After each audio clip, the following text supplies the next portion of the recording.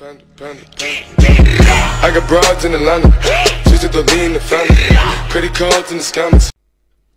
Olá, tudo bem, pequena banda? Hoje encontramos novamente para uma nova vídeo. Pega o teu sumo de laranja e vamos lá começar esta nova vidéo.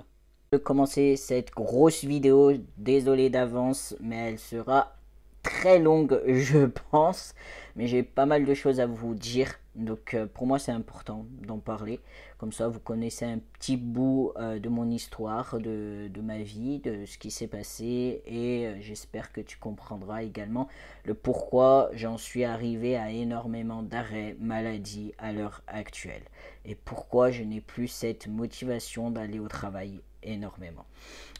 Aussi, que tu me crois pas, j'en ai rien à foutre. Ça te regarde, d'accord? C'est ton problème, ce n'est pas le mien. Également, je ne vais pas raconter n'importe quoi parce que c'est un sujet grave et important. Donc je ne m'amuserai pas avec un tel sujet, ok? Troisièmement, je ne dirai pas les prénoms, bien entendu. Je vais appeler une personne le fou parce que je trouve que ça lui colle bien à la peau, hein? Et la deuxième personne qui est avec moi, je vais l'appeler Madame C. D'accord? Pour éviter toute forme de harcèlement ou tout autre problème, bien entendu, parce que je suis contre le harcèlement. Bref, commençons réellement cette petite vidéo. Peguteo Piquen Soum et vamos. J'ai commencé à travailler à l'ESAT, pas très loin de chez moi, en décembre 2015. Pendant quelques semaines, tout se passe super bien. Je finis par me faire embaucher dans la menuiserie en bois. Je fais quoi dans la menuiserie? Eh ben, tout simplement, je fabrique des palettes, je fabrique des caisses à bière. Il y a certains mecs de l'équipe qui ont même fabriqué des lits en bois, qui ont fabriqué également des bancs. Pendant quelques années, ça se passe super bien. Il faut savoir également qu'on travaille en général par moment en binôme. Donc on est deux personnes à travailler ensemble, si tu préfères. Je commence à me lier d'amitié avec la personne avec qui je travaille assez souvent. La chose qui avait tendance à m'agacer dans cette équipe, c'était surtout les mecs. Parce qu'il y avait juste une nana. Mais les mecs avaient tendance à traiter les femmes comme si c'était un bout de viande. Et il y en avait même qui avaient la bave qui coulait dès qu'il y avait une nana qui passait dans l'atelier. Oui, je vous jure que c'est arrivé ce genre de choses, je l'ai vu de mes propres yeux et ça m'a dégoûté clairement. Et ils avaient également tendance à parler beaucoup de choses d'adultes. Voilà, je veux pas te faire un dessin non plus, hein, j'espère que tu me comprends. Et c'est ça qui m'agaçait parce que j'avais l'impression qu'ils étaient portés que sur ça, alors qu'il y avait d'autres sujets qui étaient bien plus importants et à laquelle on pouvait sincèrement parler autre que les choses de personnes qui font dans une chambre, voilà, clairement. Encore une fois, ça se passe super bien. Je commence à décider d'inviter à la maison le fou. La pire erreur de toute ma vie, de toute mon existence. Des fois, je me dis, Mathéo, t'es complètement givré dans ta tête. Je lui présente Madame C. Et de là, bah, tout se passe super bien. Il fait la même chose avec nous, il nous invite chez lui. On fait la connaissance de son fils parce que le fou a un enfant. On s'entend bien avec son petit, voilà, super. Franchement, c'est un gamin, mais waouh. Et on fait également la connaissance de son frère, la connaissance de ses parents. Je m'en rappelle plus si on a fait la connaissance de sa sœur. Bref, mais en soi, sa sœur, la chose qu'elle arrêtait pas de nous dire, c'est de faire attention avec le fou. Et nous, on n'y prêtait pas forcément attention à ce détail-là. Parce que nous, on avait totalement confiance en le fou, moi et Madame C. Pendant quelques mois, ça se passe super bien. Jusqu'à un week-end. Il faut savoir que Madame C et moi-même, on n'a pas de permis, donc pas de véhicule. On est obligé de prendre le bus ou le tram si on veut se déplacer ou marcher à pied. Donc voilà, le fou habitait à peu près à 1 heure, 2 heures en bus de chez nous. Donc comment dire que c'est ultra long. En général, les bus sont très très rares, voire il n'y en a pas du tout à un certain moment, donc c'est la merde totale. Tu vas comprendre pourquoi je te dis ce genre de détails. Le vendredi, il nous invite à passer le week-end chez lui. Il vient à la maison pour qu'on puisse récupérer nos affaires pour le week-end. Sur la route, tout se passe super bien, la joie de vivre est au rendez-vous, on rigole, on s'amuse, voilà, nickel, la route, rien à dire, hein, franchement aussi, la journée a été plutôt assez top, donc voilà, rien à signaler d'alarme. Son fils vient passer 1 à 2 heures avec son papa, parce qu'il est divorcé, donc voilà, c'est un enfant de divorcer. Pendant 1 à 2 heures, ça se passe bien. Le lendemain, pareil, ça se passe bien. Son fils, il est là encore pendant 1 à 2 heures. Mais le samedi, avant que son fils parte avec sa maman, il nous fait part à Madame C et moi-même qu'il souhaiterait rester seul le lendemain avec son papa. Donc le dimanche. Nous, bah, on accepte, hein, on va pas s'imposer non plus, hein, parce que c'est son anniversaire au petit et du coup, par respect, nous, on accepte de partir dès le lendemain, quoi. Le seul problème, c'est qu'il faisait super tard à ce moment-là, à l'heure où on lui annonce ce que son fils nous a transmis. Il était aux alentours de 20h, 21h. Donc à cette heure-ci, il n'y a plus du tout de bus, t'imagines bien. Les taxis, bah, c'est ultra cher, donc on n'avait pas les moyens de s'en payer un. D'accord. Donc on était bloqué chez le fou. De là, on lui annonce et pendant quelques minutes, il ne dit absolument rien du tout. Il ne réagit absolument pas, le fou. J'étais à l'étage pendant quelques minutes et je finis par descendre. Je sais plus ce que je faisais à l'étage. Bref, on s'en fout. Je finis par descendre et là, je sens que l'atmosphère est bizarre, que c'est pas comme d'habitude. Je sens qu'il y a un truc qui cloche. Et moi, je me fie à mon instinct et de là, je commence à apercevoir que le fou commence à se rapprocher de son canapé.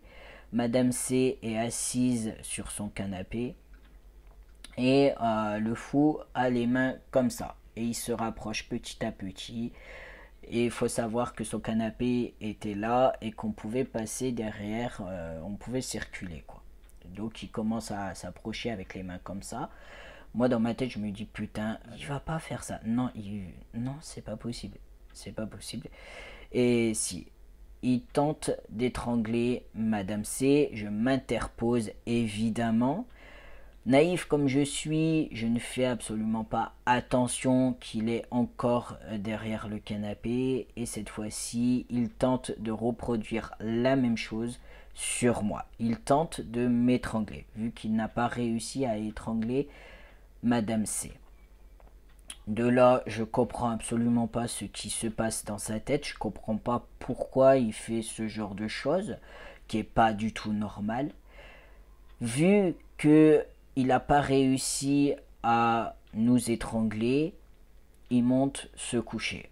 Moi, j'ai été complètement stressé, angoissé cette nuit-là parce que je me suis dit, putain, imagine qu'il arrive dans la chambre et il nous tue ou il fait une dinguerie, sachant qu'il a tenté de nous étrangler. Mais j'en fais pas part à Madame C, histoire de pas l'inquiéter encore plus. Donc je le garde pour moi, clairement. Le dimanche matin, le fou commence à claquer les portes, ça se voit qu'il est énervé, il a le visage sombre. On aurait dit que c'était un truc de fou ce qu'on lui a sorti, alors qu'il n'y a rien de méchant à vouloir rentrer chez soi. D'accord?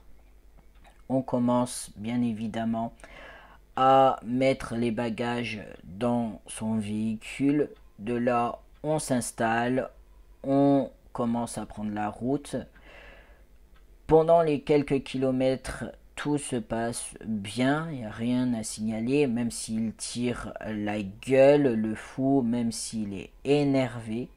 De là, on commence à s'engager sur une route qui était limitée à 80 ou 90. Désolé, mais je n'ai plus du tout ce détail-là à la précision en tête. Le fou commence à accélérer. Mais quand je vous dis à accélérer, c'est que les véhicules qui étaient sur cette route commençaient à klaxonner clairement parce que ils trouvaient ça pas normal qu'il commence à accélérer vraiment assez fort. Il accélère, il était à presque 200 km/h sur cette fameuse route. De là, on se regarde avec Madame C et je me dis dans ma tête, on va mourir. Aujourd'hui, on va mourir. C'est fini pour nous. Grâce à Dieu, comme j'aime le dire, on a eu sûrement une très bonne étoile auprès de nous et on a réussi à rentrer chez nous, sain et sauf. Mais on a décidé de rompre tout contact avec lui. Sauf que ça ne s'arrête pas là, surtout pour moi. Alors, il a plus du tout de contact avec Madame C et je lui ai interdit fortement, bien entendu. Mais c'est moi qui prends cher par la suite. Pendant quelques mois, le fou décide de s'acharner sur moi. Le lundi, quand on arrive chacun de notre côté au travail, il va dans son casier et il va exploser au sol la tasse que je lui ai offerte. Mais quand je vous dis exploser, c'est que la tasse était complètement en 1000 morceaux. Il n'y avait plus de tasse, elle était complètement cassée, détruite. De là, le moniteur ne comprend pas. Oui, parce qu'en ESAT, on appelle ça des moniteurs, on n'appelle pas ça des chefs. Mais pour moi, chef, moniteur, c'est la même chose. Bref. Le moniteur comprend pas ce qui se passe. Le fou lui dit tout ce qui se passe, en s'énervant, bien entendu. De là, il commence à lier tout le monde contre moi, à mettre tout le monde dans sa poche. Et je finis par contenir, jusqu'au moment où j'en peux plus. Où la goutte d'eau fait déborder le vase. Et je ne sais pas ce qui s'est produit en moi ce jour-là. Je ne sais pas ce qui s'est passé. Mais j'ai eu l'impression que le diable me possédait. Tout simplement, j'ai commencé à me rapprocher de lui et à vouloir clairement le frapper. Et j'ai un collègue qui s'est interposé, qui m'a empêché de le frapper. De là, on se fait convoquer, bien entendu, dans le bureau de la directrice. Et malheureusement, c'est moi la victime, mais c'est moi qui en a pris plein la gueule. La direction préfère sincèrement protéger un fou, croire un fou, que me protéger, que de me croire. Le harcèlement moral a continué pendant quelques mois et j'ai décidé par la suite, parce que j'en pouvais vraiment plus moralement, de me mettre en arrêt maladie. Je suis resté 1 an et demi en arrêt, mais pendant ces 1 an et demi aussi, il y a eu le Covid qui a joué. Aussi, j'ai eu mes 2 opérations qui sont arrivées, donc c'est pour ça que ça a mis 1 an et demi. À l'heure actuelle, je suis toujours autant en arrêt maladie.